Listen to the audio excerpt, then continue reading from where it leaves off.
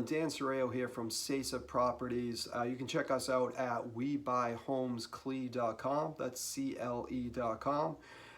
Just wanted to make a quick video for everyone. I know one of the most frequently asked questions that we get from sellers is, around who pays for the closing costs, who covers the closing cost, however you want to say it. This is pretty much a question that we get asked from every single seller that we talk to and work with. So I thought it would be helpful, just to make a quick video and explain it to everyone. If you're working with Sesa Properties, which is our company, or if you're working with pretty much any legitimate cash buying company, I don't know about a cash buyer, an individual might be different, but if you're working with a We Buy Homes company or a cash buying organization, essentially what they're going to do is they're going to cover the traditional closing costs for you. So if you think about traditional closing costs, those include things like your attorney fees, it's your insurance binder, your insurance policy, the settlement fees with the title agency and things like that, wire fees, notary fees, delivery fees. There's a pretty long list of stuff that goes into the traditional closing costs.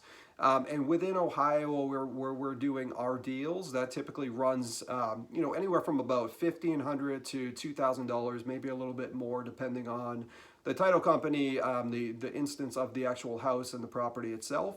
But that should give you a pretty good idea of, what a traditional closing cost is, and what fees that cash buying company is actually going to pay for you. There are other fees, not other fees, but other closing costs that are involved in the closing process.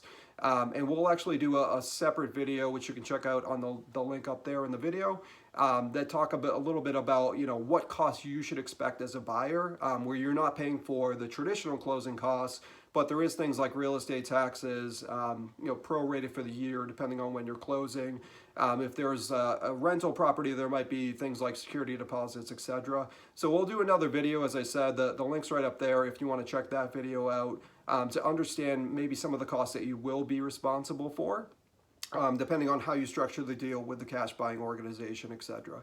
But just to give you a heads up, I mean, typically, like I said, traditional closing costs are run anywhere from about $1,500 to $2,000 for the traditional portion of it. And then I think the other important thing too to remember is if you're not paying the closing costs on your side, that's pretty much a guarantee that you're not offering any support or paying the closing costs on the buyer side as well, right? So that's where it really starts to get expensive if you're selling to a traditional buyer.